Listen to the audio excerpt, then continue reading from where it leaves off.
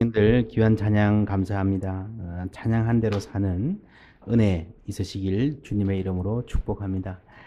어제 저녁에 제가 그 쌍둥이 출산 이야기 우리 교회에서도 있다는 말씀을 드렸는데 2010년이었습니다. 그때 제 아내도 임신 중이었어요. 2010년 여름인데 제가 결혼한 지 13년 반 만에 첫 아이를 낳았습니다. 거의 아브라함 될 뻔했습니다. 저희들이 오랫동안 아이가 없고 이래서 온 교우들이 기도를 정말 많이 했습니다. 그해 12월 25일 크리스마스 때 유아세를 했는데 그 쌍둥이들 정말 26주 만에 태어나가지고 얘들이 살아날까 했던 그 쌍둥이들하고 저희 딸 거의 아브라함 될 뻔했던 가정의 딸 셋이 유아세를 받은 거예요. 교회 정말 그때 예배 때 교회 큰 기쁨이 넘쳤습니다. 그해 제가 구약 성경 룻기를 강해를 하고 있었습니다. 유아세례 예배 때 룻기 4장을 가지고 설교를 했습니다. 한번 펴보시겠습니까? 룻기 4장. 구약 성경에 보면요, 사사기라고 하는 성경이 있고 저 앞부분에 바로 뒤에 4장밖에 안 되는 아주 짧은 성경 406페이지, 407페이지입니다.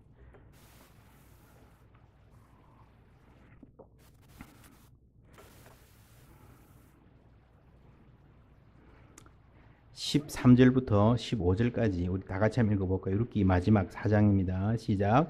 이에 보아스가 룻을 맞이하여 아내로 삼고 그에게 들어갔더니 여호와께서 그에게 임신하게 하심으로 그가 아들을 낳은지라. 여인들이 나오미에게 이르되 찬송할지로다. 여호와께서 오늘 내게 기업 물을 자가 없게 하지 아니하셨도다. 이 아이의 이름이 이스라엘 중에 유명하게 되기를 원하노라. 이는 내 생명의 회복자이며 내 노년의 복량자라. 곧 너를 사랑하며 7 아들보다 귀한 내 며느리가 낳은 자더라 하니라. 아멘. 예. 룻기는 시작할 때 아주 캄캄한 어두움에 한 가정이 hopeless, 전혀 희망이 없다 하는 상태에서 시작합니다. 근데 마칠 때는 어떻게 마칩니까? 큰 기쁨 가운데 마치고 이 그 정점에 하이라이트가 아이의 탄생입니다. 이 아이가 여러분 아시죠? 다윗 왕의 할아버지가 되는 이스라엘의 새 역사를 여는 굉장히 소중한 탄생입니다. 오벳이라고 이름을 짓는데 여러분 이 아이 오벳의 이름을 누가 짓는지 아세요? 아이 오벳의 이름을 누가 지었던 것 같아요? 누가? 누굴까요? 나오미? 룻? 엄마, 룻은 엄마고 나오미는 어떻게 됩니까? 할머니인가요? 정확하게 말하면 할머니는 아니죠. 그죠? 엄마의 옛날 시어머니, 뭐 이 정도 됩니까? 하여튼, 어떻게 보면 별 관계도 아닌 것 같기도 해요. 나오미가 지었을까요? 룻이 지었을까요? 혹은, 보아스가 지었을까요? 성경을 보십시오. 성경에 나옵니다. 몇 절에 나오죠? 17절. 다 같이 읽습니다. 시작.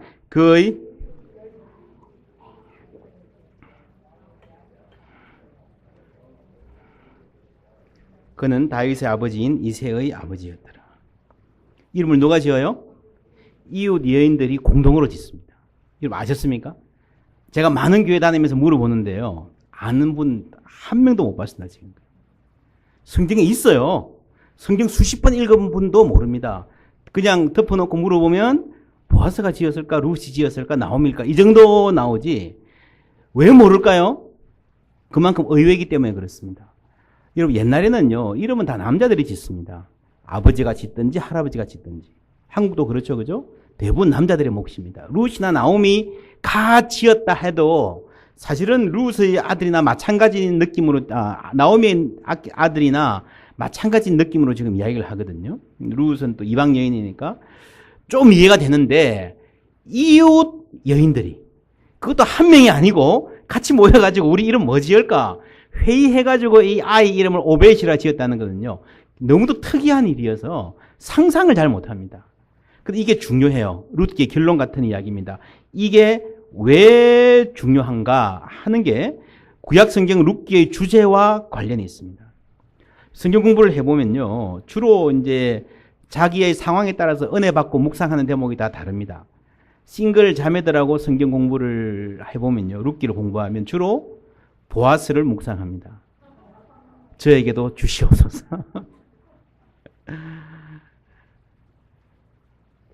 여러분, 룻기의 주제가 뭔가 하면요. 많은 사람들이 그렇게 봅니다. 한 여자가 팔자 고친 이야기.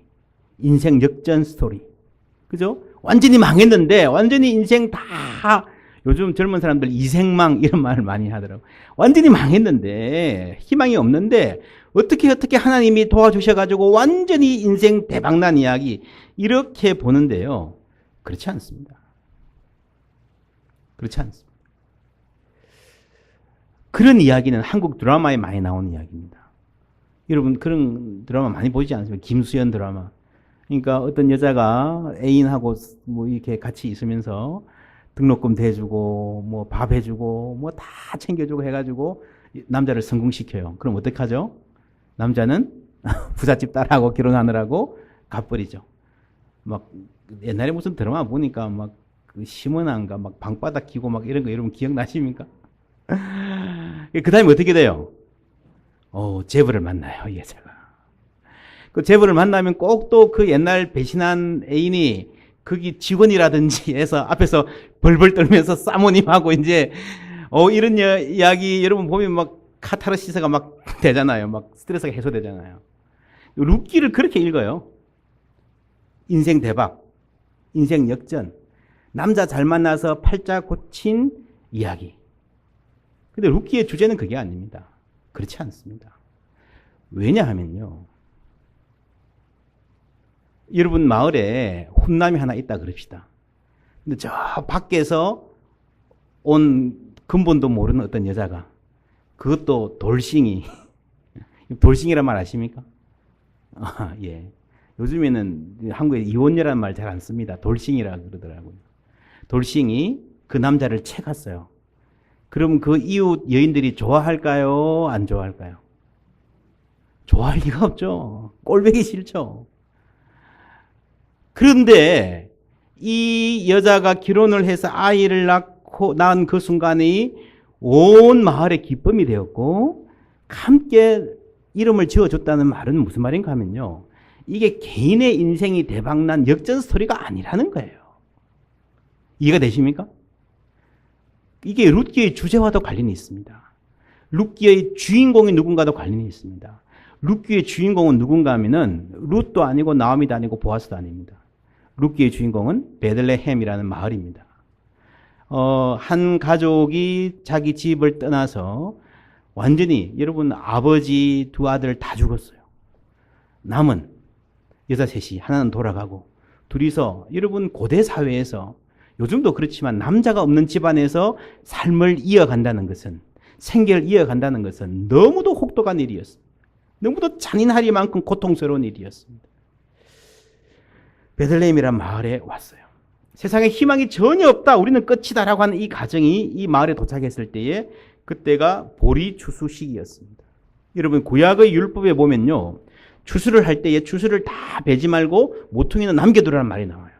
왜요? 먹을 게 없는 사람 가져가라고. 또 플러스 무슨 율법이 있는가 하면은 추수를 해서 이삭을 들고 갈 때에 뭐가 이렇게 떨어지잖아요. 그죠? 그 낫알이 떨어지면 어떻게 해요? 다 박박 주워가지 말고 남겨두라는 말이 나오죠. 왜요? 가난한 사람들, 배고픈 사람들, 농사를 짓다가 여러분 인생 살다 보면 그렇습니다. 열심히 살아도요. 어느 해는 그 집 가장이 아파서 허리 다쳐서 몸져 누우면 농사 못 짓는 거예요. 굶어 죽어야 됩니까? 아니거든요. 그런 사람들이 먹고 살 수 있도록 하나님이 이삭은 죽지 말라 그러신 거예요. 그랬는데 여러분 생각해 보십시오. 이 율법의 말씀을 당시 이스라엘의 모든 마을들이 다 잘 지켰을까요? 아닐까요? 당시가 사사시대입니다. 사사시대 특징이 뭐예요? 사람이 다 제 소견에 옳은 대로 행하였더라. 이스라엘 역사를 역사적으로 연구한 사람들에 의하면요. 안식년이나 희년도 어느 만큼 제대로 지켜졌는지가 굉장히 다우십니다. 이삭 죽기 마찬가지입니다. 율법에는 그렇게 돼 있지만 여러분 사람마다 자기 소견에 옳은 대로 행하던 이 사사시대에 많은 마을들이 그걸 안 지켰을 것 같아요. 그런데 이 베들레헴에서는 그 계명이 지켜지고 있다는 거예요. 또 기업 무럭이라는 계명이 있습니다. 친척 중에 누가 상황이 어려워져 가지고요, 상속받은 땅을 지키지 못하면 내가 걔를 입양을 해서 땅을 사주는 거예요. 그러니까 여러분 이게 보아스가 애를 낳았지만요, 이 아이를 낳으면 친족을 물렀기 때문에 자기 아들이 아니에요. 지금 이 본래 룻의 남편의 가문의 대를 잇는 그쪽 기업이 되는 거예요. 그러니까 하라 그래도 할 리가 없죠. 그러니까 다들 자기 재산에 손해 날까봐 잘 지켜지지 않던 시대에 이 베들레헴이라는 마을에는 그걸 지키는 사람이 있었고, 그것을 토지가 잘 안정되게 소유권에 넘어가도록 마을 공동체가, 성문에 앉은 노인들이 이렇게 백업을 해줍니다. 그래서 이 베들레헴이라는 이 마을에 세상에 도저히 희망이 없다. 요즘 말로 하면 정말 사업이 부도가 나고 사람 죽고 가족들이 다치고 그래서 자살 직전까지 간 한 가정이 이 마을에 왔을 때에 그 가정에 희망이 생기고 생명이 살아나고 있다는 겁니다. 할렐루야. 그래서 아이가 태어났는데 그 이름을 이웃 여인들이 함께 짓는다는 것은요, 이 아이가 마을의 아이라는 거예요. 우리가 함께 기를 아이라고 하는 거예요. 이 아이의 탄생, 생명을 가능하게 한 것은, 이 가족의 회복을 가능하게 한 것은 이 마을이라는 것입니다. 어떤 마을입니까? 학군 좋은 마을인가요? 부자들이 많이 사는 마을인가요? 아니잖아요. 풍수 지리에 의해서 상스러운 기운이 있는 마을인가요? 아니잖아요. 하나님의 율법의 말씀을 지키는 마을이에요. 하나님의 말씀대로 사는 사람들이 있으면 그곳이 어디든지 그곳에서 가정이 회복되고 생명이 살아나고 소중한 생명들이 탄생되는 역사가 이어진다는 겁니다. 그것이 하나님께서 이 세상의 희망을 이어가는 방식입니다. 어떤 한 사람도 못합니다. 아무리 착한 사람도, 아무리 탁월한 사람도, 아무리 돈 많은 사람도 못합니다. 공동체가 한다는 거예요. 마을이 한다는 거예요. 룻기 1장 1절은 이렇게 시작합니다. 사사들의 치리하던 때에. 그럼 이거는요, 단순히 연대를 이야기하는 게 아니에요. 사사시대가 어떤 시대입니까? 최악의 시대예요. 최악의 시대. 사람마다 자기 소견대로 옳은 대로 행하면 어떻게 되겠습니까? 여러분 사사기 뒤에 보면요, 막 전쟁에 토막살인에 서로 죽이고 죽고 뭐 정말 끔찍한 블라디한 그런 시대입니다. 가장 어두운 시대, 가장 최악의 시대입니다. 오늘 우리의 시대를 이야기한다면 여러분, 오늘 우리의 시대에 교회 이야기를 한다면 어떤 이야기를 쓸까요? 여러분 7년 전에 시작하신 이 크리스탈 교회가 시작할 때 한국 기독교에 이제는 희망이 없다고 할 때, 어디 가서 기독교인이라고 말하기도 부끄러운 시대에 라고 쓸 수 있을 거예요. 그겁니다. 그게 1장 1절이에요. 그게 여러분 크리스탈 교회가 시작하던 때 1장 1절이에요. 다행히 그건 1장 1절입니다. 2절부터 누가 써야 돼요? 우리가 써야 돼요. 할렐루야. 베들레헴은 그런 어두운 시대, 극악한 시대에도 생명의 역사를 써내려 갔습니다. 제가 1997년에 미국 유학 와서 재작년에 한국 들어갔는데 바로 이제 신학교에 가서 일하게 됐습니다. 신학교 가면 채플이라고 일주일에 3번이나 예배를 드립니다. 제가 이제 이번 학기는 예배를 담당하는 경건실천처장에 대해서 이 예배 어레인지 하는 게 굉장히 중요한 사역입니다. 근데 제가 신학교 가서 채플을 드리니까요, 채플 오신 목사님들마다 가장 많이 하는 이야기가 있어요. 무슨 이야기인가 하면요, 한국교회 위기다. 숫자가 얼마만큼 줄고 하고 퍼센트로 어떻고 막 이렇게 이야기하는데, 근데 그거 본인은 몇 년 만에 일생에 한 번 신학교 와서 한국교회 위기다 이야기하니까 하고 지나가지만, 듣는 사람은 어떻게 했어요? 기껏 신학교 와서 공부하고 있는데 한국교회 위기입니다. 그 다음 주에 또 위기입니다. 위기라 해놓고 또 제대로 된 무슨 대안을 말하는 것도 아니고 그러다 그냥 가세요. 제발 좀 그만하지 마십시오. 그래서 저는 우리 학생들에게, 신학생들에게 끊임없이 그렇게 말합니다. 한국 교회 전체를 놓고 위기다 아니다. 그 별로 소용없는 이야기입니다. 여러분이 이제 졸업해서 목사가 되어서 세상의 희망이 되는 교회 하나 세우면 됩니다. 여러분, 그게 큰 교회든 작은 교회든 그 교회가 하나님의 말씀대로 베들레헴처럼 그렇게 살면요, 그 교회가 희망이 되는 거예요. 여러분, 교회가 어느 만큼 커야 세상의 희망이 되겠습니까? 아시잖아요. 사이즈가 문제가 아닌 것. 큰 교회들이 더 많이 하나님의 영광을 땅에 떨어뜨리는 거 다 아시잖아요. 세상적인 성공, 그 다 여러분 크기는요, 세상적인 기준입니다. 물론 교회가 생명을 구원하고 전도하는 건 중요합니다. 그래서 저는 학생들에게 끊임없이 이렇게 이야기합니다. 여러분이 세상에서 희망이 되는 교회를 만들고 싶으면 한 생명을 천하보다 귀하게 여기는 목회자가 되십시오. 크든 작든요. 주의 말씀을 전할 때에 한 명이 두 명이 앉아있더라도, 여러분, 예수님이 그렇게 말씀하셨잖아요. 한 생명이 천하보다 귀하다. 베들레헴에 룻 한 가정, 나오미 한 가정이 왔는데 그 가정에게 희망이 되고 생명을 주었으면요, 하나님 보시기에는 그 마을이, 그 교회가 세상의 희망이 되는 교회인 거예요. 할렐루야. 그러니까 여러분, 뭐 큰일 하려고 하지 마시고요. 우리가 뭐 이 세상의 기독교에 뭘 완전히 바꾸겠다 이런 거 별로 필요 없습니다. 그냥 이 한 교회, 한 교회도 아니에요. 여러분, 교회 문을 열고 들어서는 사람들 중에서 여러분 삶이 기가 막혀서 누구에게도 자기 마음 말 못할 사람들이 있을 겁니다. 자살을 생각하는 사람도 있을지도 모릅니다. 저도 목회할 때 그런 자매가 있었어요. 너무 예쁘고요, 공부도 잘했고 미국에서 MBA 했고. 사람들이 보면, 야, 저런 애한테 무슨 걱정이 있겠냐, 인기도 많고요. 근데 걔가 하는 말이 뭐라 그런지 아십니까? 목사님, 저는 밤에 잠들면서 이대로 내일 안 일어났으면 좋겠다 생각할 때가 한두 번이 아닙니다. 그렇게 말하더라고요. 어떤 분은 꽤 부자예요. 굉장히 부자로 살았는데 망했어요. 망했는데도 다른 사람들로 보면 굉장히 부자예요, 아직. 근데 이분이 자기 이야기를 하는데 깜짝 놀랐어요. 사는 게 재미가 없다는 거예요. 유일하게 살아있음을 느끼는 순간은요, 백화점 가가지고 쇼핑을 하고 크레딧 카드를 끄잖아요, 그죠? 그럼 드르륵 하면서 accept 되잖아요. approved 되나요? approved. 그 순간이 살아있음을 느낀대요. 내가 이 세상에서 아무도 날 approve 안 해주는데 카드 끄니까 approved. 이해되십니까? 그 집 클라지에서 가서 보여주는데요.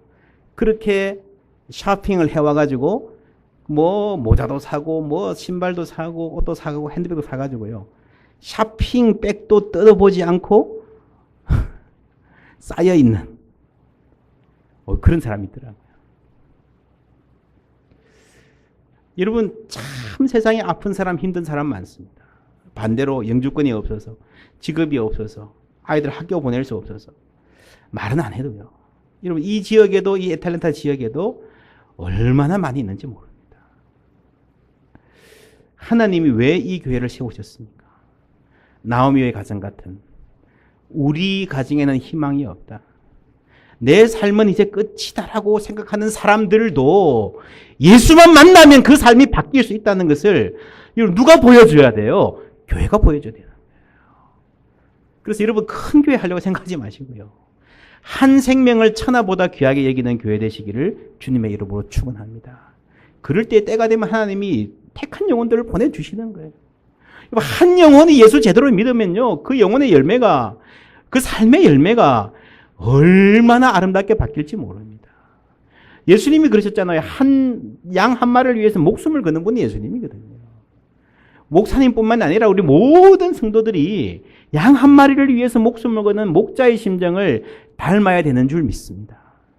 그게 오늘 이 베들레헴을 통해서 우리에게 주시는 말씀인 겁니다. 요한복음 13장에 이런 말씀 나옵니다. 새 계명을 너희에게 주노니 서로 사랑하라. 내가 너희를 사랑한 것 같이 너희도 서로 사랑하라. 너희가 서로 사랑하면 이로써 모든 사람이 너희가 내 제자인 줄 알리라. 어느 만큼 사랑하라고요? 내가 너희를 사랑한 것 같이 너희도 서로 사랑하라. 여러분, 서로 사랑하시죠? 충분합니까? 사랑은 하는데 충분하지는 않습니다. 그렇죠? 왜요? 기준이 어디예요? 예수님이 우리를 사랑하신 것처럼 우리가 서로 사랑하라고 하는 거예요. 옆에 분에게 말씀해 주시겠습니까? 사랑합니다. 그러나 내 사랑은 충분치 않습니다. 그러나 내 사랑은 충분치 않습니다. 우리가 그렇게 사랑해야 돼요. 내가 니를 얼마만큼 사랑했는데 그게 아니고요. 내가 예수님만큼 사랑하지 않았으면 우리의 사랑은 충분하지 않은 겁니다. 믿습니까? 더 사랑할 수 있는 은혜 주시기를 주님의 이름으로 축원합니다. 그리고 예수님 하신 말씀이 너희가 서로 사랑하면 이로써 모든 사람이 너희가 내 제자인 줄 알리라 그랬습니다. 여러분, 교회가 교회되는 방법은요, 다른 데 있지 않습니다.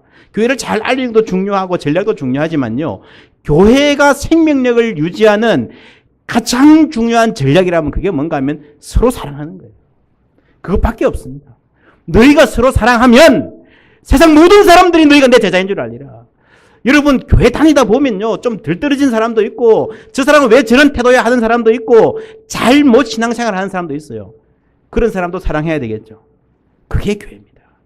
여러분, 결코 교회는요, 바른 뜻, 바른 교리로 세워지지 않습니다.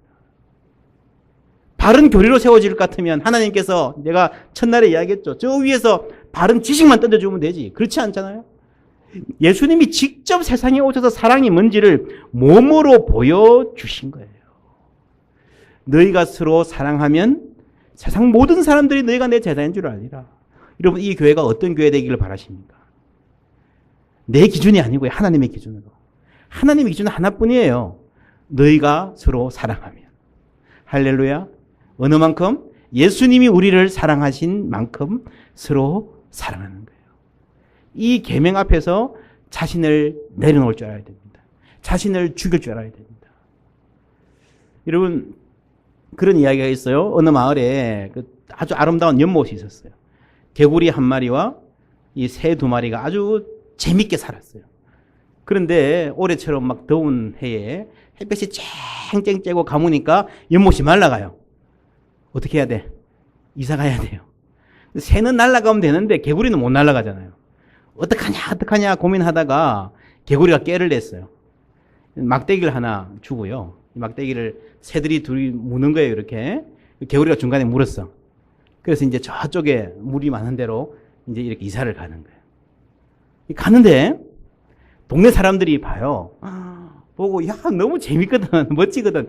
야, 쟤들 머리 좋다. 저 좋은 아이디어를 누가 냈냐. 정말 머리 좋다. 그러니까 이 개구리가 자랑하고 싶어가지고 입이 근질근질한 거예요. 자기도 모르게 내가 했지 그랬대요. 입을 벌려서 어떻게 됐을까요? 바로 낙하해서 그냥 흔적도 없이. 뭐가 문제입니까? 내가 했지, 요게 문제예요. 늘 교회는 내가 했지가 문제예요. 여러분, 교회는 다 다릅니다. 다른 게 축복인 줄 믿으시기 바랍니다. 새는 날 수 있고요. 개구리는 아이디어가 있어요. 그렇지 않습니까?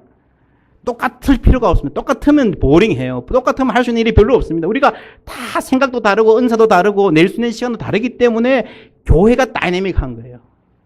여러분, 그러나 목표는 같아야 돼요. 그렇죠? 함께 가서 이사해서 같이 살자 하는 목표. 다른 은사. 그게 교회입니다. 그리고 그 교회가 좋은 교회가 되려면요. 뭐가 없어야 돼요? 내가 했지. 그게 없어야 됩니다. 하나님께 드리고 모든 것은 주님 발 앞에 내려놓는 우리가 되기를 주님의 이름으로 축원합니다. 너희가 서로 사랑하면 세상 모든 사람들이 너희가 내 제자인 줄 알리라는 말은요. 우리가 뭐 요란하게만 안 해도요. 우리끼리만 사랑해도. 왜냐하면 세상에 그런 사랑이 없거든요. 세상에 없는 거거든요. 그 사랑이. 하나님께서 우리 교회를 세상의 빛으로 삼아 주신다고 약속하신 거예요. 여러분, 교회는 세상의 빛입니다. 믿습니까? 너희는 세상의 빛이라. 오늘 말씀에 산 위의 동네가 숨기우지 못할 것이오. 그랬어요. 산 위의 동네가 숨기우지 못할 것이오. 이 말이 무슨 말일까요?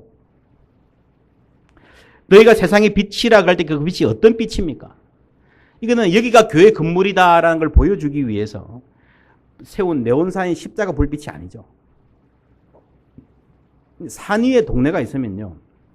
모여서 생활하다 보면 자연스럽게 빛이 새어나오게 돼 있습니다. 이스라엘 가본 분 계십니까? 이스라엘 가보면요, 산맥이 이렇게 있고 다 산 위에 마을이 있어요. 그러니까 여기 평원에 있는 사람이 산에 보면 마을이 있는 곳은 마을이 특별히 이곳이 마을이다 알리지 않아도 그냥 일상적인 생활을 하면 그게 마을은 빛이 나게 돼 있다는 거예요. 그 말입니다. City on a hill cannot be concealed. 산 위의 동네가 숨기우지 못할 것이다. 여러분 이렇게 물어볼게요. 산 위에 동네가 있으면 그 빛을 비추는 게 어려워요? 숨기는 게 어려워요? 빛을 비추는 게 어려워요? 숨기는 게 어려워요? 숨기는 게 어렵습니다. 산 위의 동네가 숨기우지 못할 것이요 라는 말은 그 말이에요. 빛을 비추려고 노력 안 해도 정상적인 동네면 빛을 숨기는 게 어려워요? 비추는 게 어려워요? 숨기는 게 어려워요. 옛날에 여러분 한국에서 등화관제라는 거 아십니까? 아시는 분 손 들고 보시고 등화관제 기억나시는 분? 예, 몇 분 안 되시네요. 예, 다 잊어버리셨어요? 등화관제는 이런 겁니다. 민방위 훈련인데 상황이 그런 거예요. 저기서 북한 노스 코리아 비행기가 인베이전 했어요. 근데 막 이렇게 퍼부으려고 하는데 폭탄을 여기가 사람들이 모여 사는 도시라는 걸 숨겨야 돼. 어떻게 숨기겠어요? 불을 다 꺼요. 그리고 창문을 다 까만 비닐로 다 가려요. 그래도 빛은 새 나갑니다. 저도 어릴 때 그런 기억이 있는데 중학교 때인가 형들하고 이렇게 다 끄고 라디오 틀어놓으면요 민방위 중계합니다. 중계하는데 저기 수십 킬로 밖에 떨어진 어느 마을에 불 끄세요 막 그래요 그 사람들. 오, 그런데 그 불이 어떤 불인지 아세요? 전자밥통에 전기 밥통에 보온이라는 불 있죠. 그게 수십 킬로 나갑니다. 연탄불, 담뱃불이 수십 킬로 나가요. 어두운 세상엔 그렇게 되게 돼 있습니다. 그만큼 마을이 있으면요 빛을 감추는 게 어렵다는 겁니다. 산 위의 동네가 숨기우지 못할 것이요 무슨 말입니까? 이런 우리가 교회 되기 위해서요 세상의 빛으로 사명을 감당하기 위해서 특별한 교회가 될 필요가 없습니다. 여러분이 특별하게 뭐 기발한 프로그램으로 이 교회를 알릴 필요가 없어요. 그냥 말씀대로 살면 되는 줄 믿습니다. 교회가 교회 되는 게 중요한 거예요. 교회가 교회만 되면 정상적으로 움직이다 보면 여러분 교회가 세상의 빛이라는 말은요 선전의 빛이 아니고 무슨 빛인가 하면 생활의 빛이에요. 생활의 빛. 생활하는 빛이에요. 생활하려면 아이들 공부하려고 그냥 불 켜놓은 스탠드 불빛 그런 거예요. 그런 게 모여가지고 세상의 빛이 된다는 거예요. 그래서 예수님께서 너희는 세상의 빛이 되라고 하시지 않았어요. 뭐라 그랬습니까? 너희는 세상의 빛이라. 엄청난 차이죠. 어떻게 우리가 빛이 됩니까? 예수님께서 이미 우리에게 빛을 주신 줄 믿습니다. 말씀대로만 살면 특별히 잘난 사람 아니어도 뭐 대단한 프로그램 아니어도요. 교회가 교회되게만 살면 당연히 세상의 빛으로 살아갈 수가 있다는 겁니다. 여러분 그래서 교회는 시대의 아픔을 보듬는 교회가 되어야 됩니다. 사람들을 서로 사랑하는 교회가 되어야 됩니다. 제가 한국 가보니까 지난 한 3년 동안에 이 세월호의 아픔이 한국 사회 전체를 참 많이 울게 했습니다. 정말 안타까운 거는요, 그 세월호 가족들 중에서 크리스찬들이 많았는데 꽤 많은 분들이 그 이후로 교회를 떠나야 했던 아픔들이 있습니다. 그러니까 교회가 잘 보듬어 주지 못한 거죠. 또 몇몇 교회들은 열심히 세월호 가족들하고 이렇게 아픔을 함께 하기도 했습니다. 그런데 지난 3월 달에 이번 아마 뉴스 보신 분 계시죠? 이 세월호를 끌어올리는 그날에요. 강원도 원주에서 세월호를 기념하는 이 리본 같은 구름이 촬영됐어요.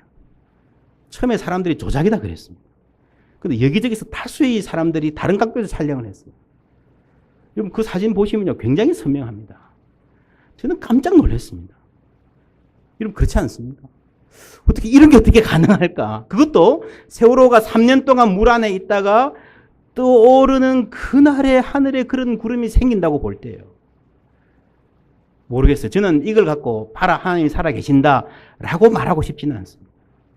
그러나 여러분 적어도 우리가 살아가는 이 세계가요. 우리가 눈으로 보고 과학적으로 증명할 수 있고 사람들이 리즈너블하게 설명할 수 있는 것 이상의 세계가 있다는 것은 누구나 인정을 해야 됩니다. 여러분 그 자녀를 생떼같이 바다에 수장시키고 부모들이 어떻게 살겠습니까? 근데 중요한 거는요, 그분들뿐 아니라 우리 주위에 또 다른 그런 사람들이 있는 거예요. 이 아틀란타 지역과 우리 마을에도요, 비슷한 아픔을 갖고 있는 사람이 알고 보면 많이 있는 거예요. 그런 한 가족을 우리 교회가 단 한 영혼이라도 사랑으로 보살피고 품어줄 수 있다면, 이 교회 문을 열고 들어오는 모든 사람들이 여러분 그런 사랑과 보살핌을 받을 수 있다면 하나님께서 이 교회를 귀하게 쓰지 않겠습니까? 너희가 서로 사랑하면, 먼저 우리가 서로 사랑해야 돼요. 우리가 서로 사랑하지 못하면 결코 우리는 세상을 사랑할 수 없습니다.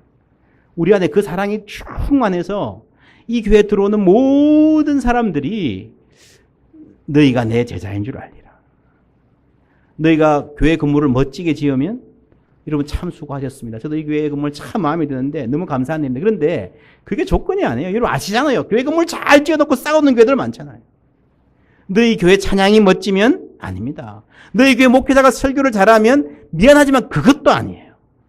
너희가 바른 교리를 가르치면 그것도 아니에요. 뭐예요? 너희가 서로 사랑하면. 할렐루야. 너희가 서로 사랑, 그것밖에 없어요. 문제는 이미 하나님이 우리에게 십자가의 복음을 주셨는데 그 복음을 우리가 얼마나 살아내는가 하는 문제입니다.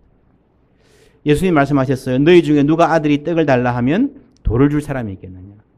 여러분 이 말씀 어떻게 생각하십니까? 너희 중에 누가 아들이 떡을 달라 하는데 돌을 줄 사람이 있겠느냐. 옛날에 돌을 주는 사람이 있었나? 그렇죠. 이 비유가요 너무 생뚱맞아요. 그렇지 않아요? 그냥 과장인가? 좀 이상해요. 역사가 토인비 아시죠? 토인비가 역사를 분석하면서 그런 글을 썼습니다. 참 재밌는 이야기를 했는데, 많은 종교가 처음에는 부드러운 빵이었는데, 빵을 처음 구워내면 부드럽잖아요. 이틀, 사흘 두면 어떻게 돼요? 딱딱해지죠. 빵이었던 게 좀 지나면 그게 딱딱해진다는 거죠. 많은 종교가, 많은 교회들이 처음 시작할 때는 사랑으로 시작하는데요, 지나면 딱딱해진다는 거예요. 그게 예수님 시대의 바리새인들의 종교입니다. 그러니까 아마도 예수님이 너희 중에 누가 돌을 달라 하면 떡을 줄 사람이 있겠냐는 말로 바리새인의 종교를 예수님이 꾸짖어서 쓴 맥락일 수가 있습니다. 미국도 마찬가지입니다. 미국으로 처음 건너온 청교도들이 얼마나 열정적이고 순수하게 신앙대로 말씀대로 살려고 노력했던 사람인지 몰라요. 그런데 그게 세컨드, 떨드 제너레이션 가면요 딱딱해지는 거예요. 이거 주홍글씨 아십니까? 율법주의. 그죠? 판단하고 죽이고. 내 기준으로 형제들을 판단하는 그런 율법주의, 도덕주의로 경직화되는 게 그게 여러분 돌이란 거예요, 돌. 제가 아침에 이야기했죠. 자전거를 타고 가라고 줬는데 자전거를 지고 가고. 다른 사람도 힘들게 하고 나도 힘들게 하는 그 율법주의의 종교라는 거예요. 여러분 바리새 운동은요, 백성들의 존경을 받던 개혁운동이었습니다. 진보적인 그리스도인들이에요. 진보적인 하나님의 사람들이었습니다. 근데 그게 철저하게 사는 건 좋은데 그게 자꾸 지나다 보면 도덕주의가 돼버리는 거예요. 다른 사람 판단하고 다른 사람 규정하고 그런 운동이 되는 거예요. 한국 교회도 마찬가지입니다. 교회의 잘못을 비판하는 건 좋지만요, 그런 진보적 개혁의 목소리 자체가 또 다른 율법주의가 될 위험이 있습니다. 교회는 하나님의 은혜가 흘러야 되는 줄 믿습니다. 말씀대로 사는 거예요. 켄 가이어라고 하는 작가가 쓴 영혼의 창이라는 책이 있습니다. 제가 아침에 말씀했던 책은 김혜영 씨, 아까 뭐였죠? 청춘아 가슴 뛰는 일을 찾아라. 그러니까 여러분 찾아보시면 아주 도움되는 책이 겁니다. 책 읽기를 원하시는 분은 켄 가이어 영혼의 창이라는 책, 아주 좋은 책입니다. 이 책에 보면 이런 말이 나옵니다. 세상은 빵을 원하는데 교회는 빵 만드는 레시피만 준다는 거죠. 무슨 말입니까? 무엇이 교회입니까? 무엇이 영향력 있는 교회를 만듭니까? 좋은 설교 좋습니다. 여러분 성경 공부 중요합니다. 그런데 중요한 거는요, 우리가 세상에 보여줄 것은 우리가 그 좋은 설교를 듣고 우리가 그 성경 공부를 잘 소화해서 내가 살아내는 나의 삶인 거예요. 우리의 가정생활이고 우리의 표정인 거예요. 그게 향기라는 겁니다. 그게 향기. 말씀이 육신이 되어 세상에 오셨잖아요. 이리 와라, 빵 만드는 방법을 가르쳐 주겠다 하는 게 아니라 빵을 줄 수 있는 교회가 되어야 된다는 거죠. 이렇게 교회가 빵을 만들어 주기 시작하면, 아니 교회가 빵 굽는 냄새만 피워도 사람들은 다시 교회에 관심을 가지기 시작하실 거예요. 자기도 모르게 발걸음이 여기로 향하게 될 겁니다. 그만큼 서로 사랑하는 관계, 참다운 관계에 목말라 있습니다. 지금도 우리 이 땅에 우리 인생에 희망은 하나도 없다. 여러분, 교회는요, 이 교회는 교회를 위해서 존재하지 않습니다. 세상의 모든 게 다 그래요. 의사가 병원 걱정하면요, 그건 타락한 의사입니다. 의사의 목적이 이 병원을 어떻게 비즈니스로 성공시킬 것인가, 타락한 세대예요. 교사도 마찬가지예요. 공부를 가르치면서 학교를 성공시키는 게 교사의 목적이 아니에요. 이 학교를 통해서 학생들의 삶을 축복할 수 있고 이 시대를 바꿀 수 있어야 되죠. 그렇지 않습니까? 교회는 더욱 그렇습니다. 여러분, 크리스탈 교회는 크리스탈 교회를 위해서 있지 않습니다. 크리스탈 교회를 위해서, 여러분 교인들을 위해서 하나님이 이 교회를 세우신 게 아니에요.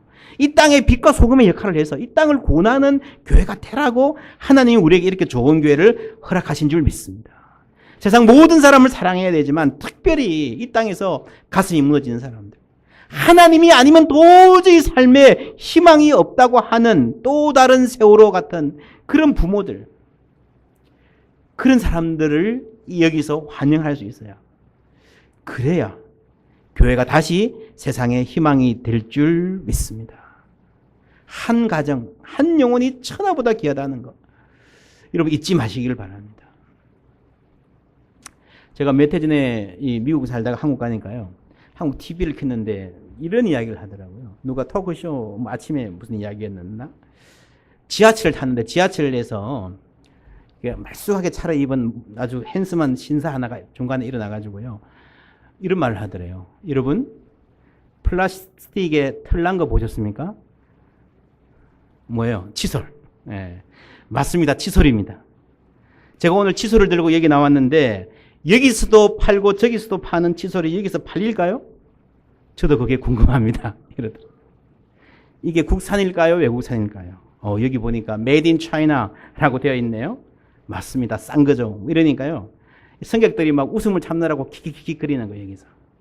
이분이 그 다음에 하는 말이, 여기서 칫솔이 안 팔린다고 포기할까요? 그러더래요. 저는 절대로 포기하지 않습니다. 왜냐하면 저에게는 다음 칸이 있기 때문입니다. 그러니까 막 그 지하철에 있는 사람들이 전부 다 박장대소를 하고요, 전부 다 칫솔 하나씩 다 사더래요. 그 칫솔을. 사람들이 칫솔을 사는 게 아니고 희망을 사는 겁니다. 내 미래에 희망이 있을까? 우리 자녀의 미래가 어떻게 될까? 내 직장이 어떻게 될까? 어두움에 질리는 사람에게 누군가가 희망을 이야기하면 칫솔 하나라도 팔아주고 싶은 거예요. 여러분, 그렇지 않습니까? 인생의 막다른 골목에 있는 사람들에게 저는 믿습니다. 예수만 믿으면 삶의 희망이 생깁니다. 여러분, 정말 건강한 교회만 만나면요, 삶이 완전히 바뀔 수 있습니다. 그런 교회 되시기를 주님의 이름으로 축원합니다. 토니 캄플로라고 하는 사회학자 목사님 계십니다. 이분이 이제 하와이 호놀룰루에 뭐 컨퍼런스 갔다가 겪은 일을 책에서 쓴 적이 있는데, 여기서 하와이 가면 꽤 시차가 있잖아요. 그러니까 새벽에 일어났습니다. 시차 때문에. 시기를 보니까 새벽 3시예요. 방에서 답답해가지고 밖으로 나와 보니까 웬만한 가게들은 다 문 닫고 호텔 옆에 다이너가 하나 딱 이렇게 문 열려 있더래요. 들어가서 보니까요, 너무 지저분한 게 이렇게 메뉴를 주는데 느낌이 이 메뉴가 손에 쩍 들러붙는 것 같은. 아시죠, 뭔지? 이 시카고에도 차이나타운이 있는데 메뉴가 이렇게 안 열리는 데도 많습니다. 이 힘이 들어가야. 뚱뚱한 주인 아저씨에게 커피 한 잔, 도넛 한 개를 달라고 했는데 그 때 묻은 손을 가지고 꼬질꼬질한 앞치마에 닦더니 맨손으로 도넛을 주는 거예요. 이걸 들고 진짜 먹어야 되냐 말아야 되냐 고민하고 있는데, 저쪽 구석에서 문이 콱 열리더니 이상 야릇한 옷을 입은 여자들이 우르르 들어옵니다. 주인 아저씨를 잘 아는 듯이 커피 마시면서 왁자지껄 떠는데 가만히 보니까 이 사창가에서 일하는 아가씨들이 얘기하다가 그 중에 한 명이 내일이 내 생일이야. 내일이면 이제 내가 30살이 되네. 39이 되네. 그래요. 이게 다른 한 명이 그래서 어쩌라고 우리 보고 생일 파티라도 해달라는 거야? 몸이나 파는 주제에. 그러대. 자기들끼리 비슷한 입장인데. 그게 아니라 그냥 생일인 게 생각이 나서 파티해달라는 게 아니고 꼭 그렇게 미인하게 얘기할 필요 없잖아. 나 생일 파티 바라지 않아. 사실 태어나서 지금까지 한 번도 생일 파티 받아본 적도 없어. 그렇게 얘기하다가 이제 나갔습니다.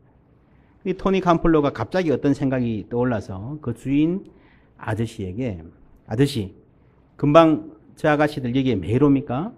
그래요. 매일 와요. 왜요?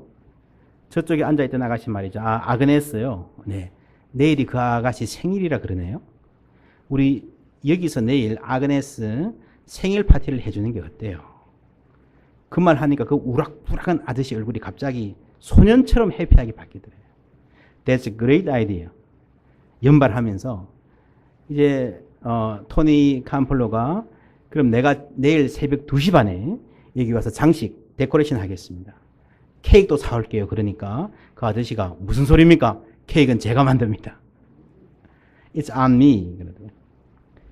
그래서 그 다음날 새벽 2시 반에 도착해서 장식을 시작하는데 3시 15분쯤 되니까 여자들이 한두 명 모여들기 시작하는데 불과 15분 사이에 그 식당이 발 디딜 틈이 없을 정도로 빽빽이 차버렸습니다.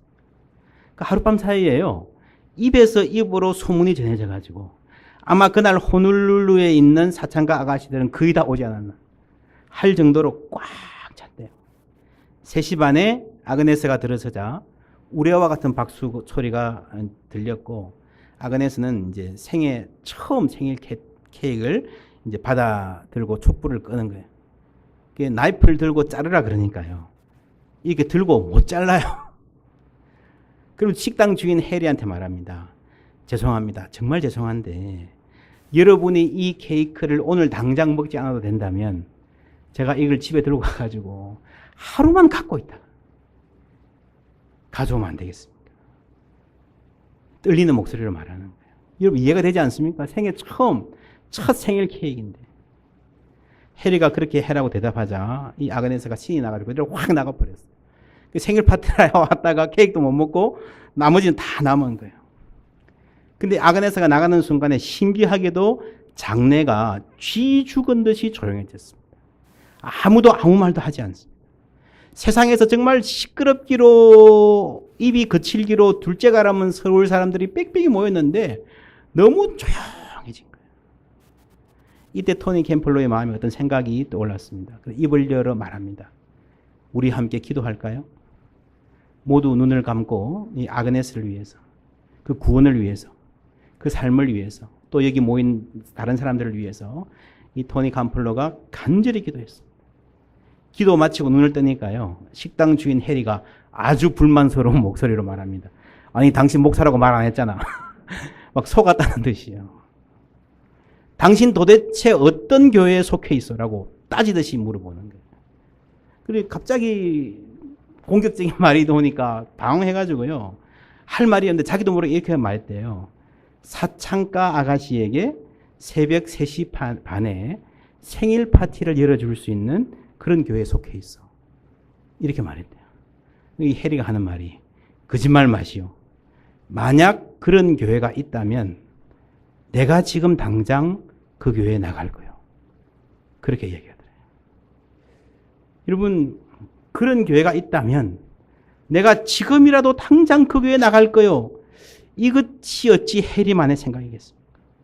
지금도 여러분 이 세상에 이런 교회를 찾고 갈망하는 사람들이 여러분 우리 주위에 얼마나 많습니까? 아니 우리 자신도 이런 교회를 갈망하고 있지 않습니까? 사랑하는 여러분, 여러분 지금 어떤 교회에 속해 있습니까? 여러분이 지금 예배드리는 이 교회가 어떤 교회가 되기를 바라십니까? 이 교회도 라티노 사역 참 열심히 하는데 예수님이 기뻐하시는 일인 줄 믿습니다. 예수님이 꿈꾸셨던 교회가 어떤 교회인 것 같습니까? 인종이나 문화적인 차이나 나이의 차이, 남자나 여자냐, 학벌이나 경제적인 능력으로 인한 차별이 그런 장벽이 없는 교회 아니겠습니까? 여러분 인생 살다가 어떤 실패를 해도요. 그 실패가 돌이킬 수 없는 오점이 되지 않는 교회 아니겠습니까? 아무리 큰 잘못을 했고 아무리 큰 죄를 지었어도 하나님 앞에서 용서받고 환영받을 수 있음을 확인시켜주는 교회 아니겠습니까? 세상의 그 어떤 곳에서도 환영받지 못한 사람들을 위해서 생일 파티를 열어줄 수 있는 교회. 39년을 살면서도 한 번도 기쁨의 눈물을 흘려본 적이 없는 사람을 안아주고 함께 울어줄 수 있는 교회. 세상 모두가 나에게 등을 돌린다고 느끼는 순간에도 그곳에 가면 나를 이해해주고 환영해주고 내 말을 들어줄 것이다. 그런 신뢰가 가는 교회. 여러분 이런 교회를 우리가 원하지 않습니까?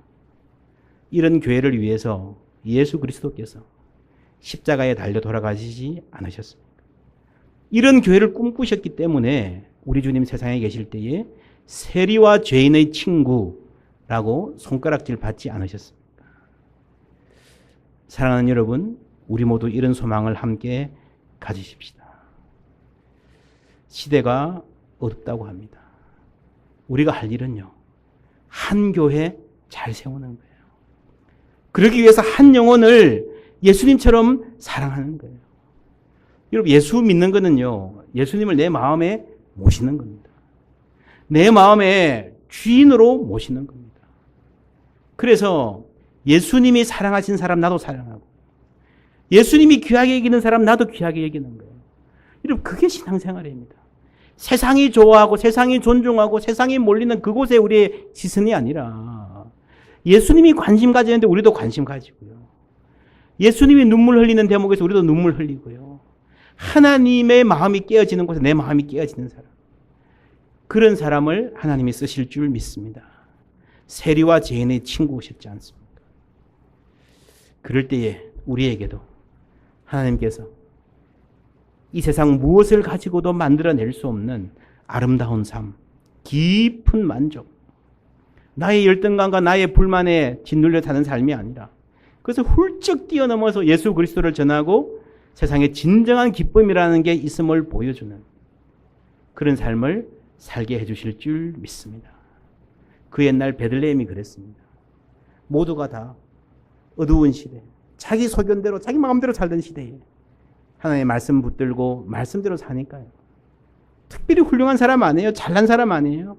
그 말씀대로 사니까 그곳에서 생명의 역사가 일어나고 결국에는 거기서 태어난 아이를 통해서 한 민족을 구원하는 역사가 이어지는 거예요. 크리스탈 교회, 참으로 귀한 교회 하나님께 7년 동안 인도에 오셨습니다. 앞으로 나가는 삶이 주님 안에서 귀하게 쓰임받는 우리의 뜻이 실현되는 교회가 아니라 내 뜻이 실현되는 교회가 아니라 세상 사람들이 부러워하는 교회가 아니라 하나님이 인정하시는 교회, 예수님 닮은 교회, 세상에 희망을 주는 교회, 한 영혼을 천하보다 귀하게 여기는 교회 되시기를 주님의 이름으로 축복합니다. 기도하겠습니다. 하나님 감사합니다. 우리 함께 모으시고 크리스탈 교회라고 하는 귀한 이름 허락하여 주시어서 또한 작년에는 이렇게 귀한 예배당 허락하여 주시어서 이곳에서 서로 사랑하며 주님 예배하게 하시니 감사합니다. 이곳에서 서로 사랑하며 말씀 배우며 하나님 뜻대로 살기 위해서 몸부림치는 영혼들 보내주심에 감사드립니다. 주님 이 사역 위에 주님 함께 하시는 줄 믿습니다. 주님 사랑하시는 유성진 목사님과 사모님 또한 장로님들과 속한 모든 권속들 주님 힘다하여 주시어서 이 땅에 모두가 희망이 없다고 말하는 이 시대에 말씀대로 사는 모든 곳에 하나님이 함께 계시는 증거와 절망이 희망으로 변하는 미움이 사랑으로 변하는 생수의 강이 흘러넘치는 변화가 여전히 가능함을 보여주는 교회 될 수 있도록 인도하여 주시옵소서. 마음 다하여 주님 서로 사랑하며 주님 섬기게 하시니 감사드립니다. 하나님 이 세상의 많은 사람들을 위해서 음식을 나누어 주고 때로는 노래와 춤으로 공연을 하고 여러 가지 모양으로 후세대를 기르는 이 귀한 사역 힘에 힘을 다하여 주시어서 하나님 이런 사역들 통해서 예수 그리스도의 사랑이 증거되는 귀한 은혜 부어 주시옵소서. 세상에 줄 수 없는 만족으로 세상에 알 수 없는 평안을 누리며 그 평안을 우리 자녀에게와 나와 함께 있는 모든 사람에게 흘려보내는 그들의 삶에 그리스도를 보여주는, 또한 바로 이곳에 하나님이 함께 계심을 세상에 나타내 보이는 귀한 교회로 삼아 주시옵소서. 예수 그리스도의 이름으로 축복하며 기도하옵나이다. 아멘.